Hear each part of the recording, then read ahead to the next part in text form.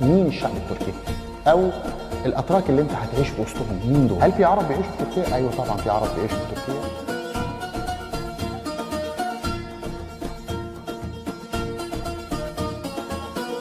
السلام عليكم ورحمة الله. اليوم فيديو جديد عن السفر لتركيا. النهاردة هنتكلم عن المدن التركية. لما أسافر عشان أقعد في تركيا ممكن أقعد في أي مدينة. اسطنبول الحقيقة هي المركز التجاري والثقافي لتركيا، وزي ما قلنا بيسكنها حوالي 20% من سكان تركيا، وبيجيها تقريبا أكتر من 4 ملايين شخص آخر من ضواحي اسطنبول عشان يشتغلوا في اسطنبول وبيرجعوا آخر النهار. الشغل في اسطنبول أو الاستقرار في اسطنبول الحقيقة له مميزات لكن له كذلك عيوب. من عيوبه إنه اسطنبول هي أغلى مدينة تقريبا في الإيجارات، في المواصلات، في وسائل المعيشة، الطعام والشراب وغيره. فلازم تبقى الرواتب أو الدخل على مستوى المدينة. طيب المدينة رقم 2 بورصة، من أشهر المدن، أرخص شوية من اسطنبول. المدينة هي كانت طبعا عاصمة قديمة للدولة العثمانية. هل في مدينة ممكن أقعد فيها تكون أسعارها بشكل عام معتدلة؟ طبعا كل ما هتبتعد عن العاصمة الحقيقة هتلاقي إنه الإقامة في بعض المدن لا شك إنها هتكون أرخص في وسائل الحياة. لكن من جانب تاني انت محتاج لو هتقعد هناك محتاج انك انت تاخد خدمات، زي مثلا لو انت عندك اولاد وعاوز جالية عربية بحيث انك تستطيع انك تندمج في هذه الجالية. هتكون عندك اختيارات الحقيقة داخل اسطنبول وفي خارج اسطنبول. في داخل اسطنبول هيكون عندك ضاحية اسمها اسينيورت، مكان تاني اسمه بشاكشهير، مكان تالت اسمه فاتح في وسط مدينة اسطنبول، وفيها حجم كبير جدا من السوريين والعراقيين. طبعا السوريين اكتر بحكم عددهم الاكبر، لكن كل الخدمات تقريبا اللي من جالية عربية هتلاقيها في فاتح. خارج اسطنبول ممكن تبقى غازي عنتب، وممكن تبقى انطاكيا، وممكن تبقى ماردين. المدن دي كتير من سكانها من اصول عربية بيتكلموا اللهجة العربية. هيكون احتياجك للغة التركية فيها اقل بلا شك عشان الناس هناك بتعرف تتكلم اللغة العربية. طيب سمات سكان المدن. هل الشعب التركي في كل مدينة هو نفسه كوبي بيست؟ لا، مختلفين طبعا. حتى في داخل اسطنبول بالمناسبة هتلاقي في كتير من الاختلاف ما بين حي وحي، لكن بشكل عام في مدن لها طابع محافظ في تركيا، زي مدن البحر الأسود اللي في شمال تركيا، زي سامسون وترابزون وسينوب وزونجولداك. دي مدن على ساحل البحر الأسود، والغالب فيها إنها مدن سياحية زراعية بتزرع فيها البندق، لأنها على شاطئ البحر فهي مدن سياحية، لكن بشكل عام أهلها ناس محافظين. كذلك سكان فاتح مثلا في داخل اسطنبول، كذلك ماردين، غازي عنتب، كونيا. كل دي مدن الحقيقة ذات طابع محافظ، أو الناس فيها سكانها ذات طابع محافظ. المدن اللي في غرب تركيا زي إزمير، وجنوب تركيا كذلك الجنوب الغربي زي أنطاليا، فدي مدن سياحية من الطراز الأول بتشبه عندنا إلى حد كبير الشواطئ اللي موجودة على البحر الأحمر. حركة السياحة فيها مفتوحة وبيجيها سياح غالبا روس أو بلغار، وهي مدن جميلة جدا، لكن الحقيقة ما فيهاش أي طابع محافظ.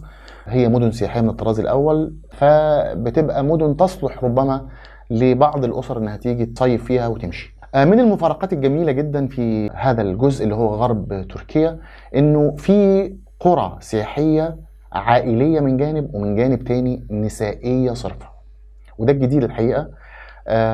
تركيا لأنها دولة سياحية بتحاول بقدر المستطاع أنها تجذب السياحة العربية المحافظة، وبالتالي في قرى سياحية ممنوع فيها إلا النساء فقط.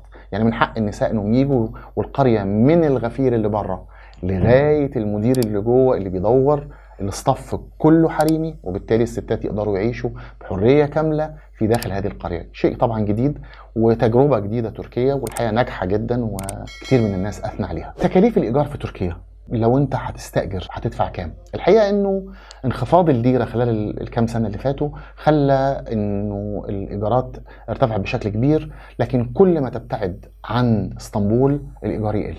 وكل ما تقترب من مركز اسطنبول الايجار يزيد.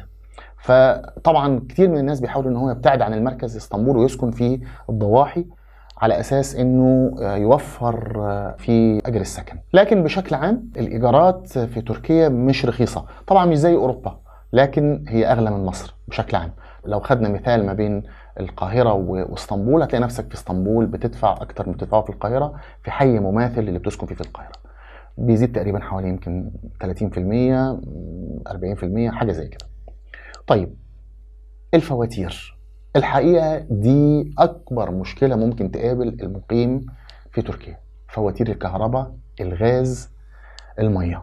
الطاقة في تركيا والمحروقات في تركيا غالية جدا لأنها كلها مستوردة. الغاز مستورد، غالبا بيستوردوه من روسيا. البترول مستورد لأنه تركيا طبقا لاتفاقية لوزان على حسب ما أذكر، الاتفاقية اللي كانت بعد الحرب العالمية الأولى، اتمنعت تركيا من التنقيب عن البترول في أراضيها، والاتفاقية دي هتنتهي بعد أظن سنتين أو شيء من هذا القبيل. لكن في الوقت الحالي تركيا بتستورد الطاقة، وبالتالي أسعارها عالية جدا بالأسعار العالمية، ولذلك المواصلات هناك غالية بسبب ارتفاع أسعار المحروقات البنزين والديزل. فواتير الغاز غالية جدا، وتركيا دولة باردة في الأصل، ولذلك طبعا بنشغل الدفايات في فترة الشتاء، ولما بنشغل الدفايات كلها بالغاز، وبتفاجأ بأنك بتدفع مبلغ ضخم جدا في نهاية كل شهر لفاتورة الغاز لوحديها عشان تقدر تعيش في بيت دافي، لأن تركيا بتوصل فيها، اسطنبول تحديدا مثلا، بتوصل فيها درجة تحت الصفر في الشتاء في أيام الجليد. الجو طبعا معتدل جدا بالمناسبة في الصيف، لكن بتكلم على الشتاء، والشتاء هناك طويل. تقريبا الموسم الشتوي ما بين 5 ل6 شهور، الربيع تقريبا شهر ونص، والخريف زيه، وحوالي أقل من 3 شهور صيف. الفصول الثلاثة الأخرى غير الشتاء بتبقى جميلة جدا، لكن الشتاء بيكون قارس البرد، خاصة في اسطنبول وفي المدن اللي في وسط الأناضول واللي على الحدود مع جورجيا وروسيا في الشمال الشرقي. لازم وانت بتقعد هناك لازم تعمل حساباتك بشكل جيد، وإلا هتفاجأ بأنه الميزانية خرمت منك. كثير من الناس الحقيقة لما بيروح عشان يقيم هناك بيفاجأ بأنه حساباته اللي حسبها ما كانتش صحيحة، وأنه حجم الإنفاقات أعلى بكتير من حجم الإيرادات، وبالتالي بياخد بعضه وبيرجع، أو بيعيش هناك وهو في ضيق بسبب هذه المسألة. أنا مش عايز أطول حقيقة في الفيديو، هو في معلومات كتيرة تتقال، لكن أنا هأرجئ المعلومات الأخرى لما نيجي نتكلم عن السياحة. بذكر بالشير والسبسكرايب ولايك إذا كان الفيديو عجبك، فما تبخلش علينا بيهم. شكرا جزيلا، في أمان الله.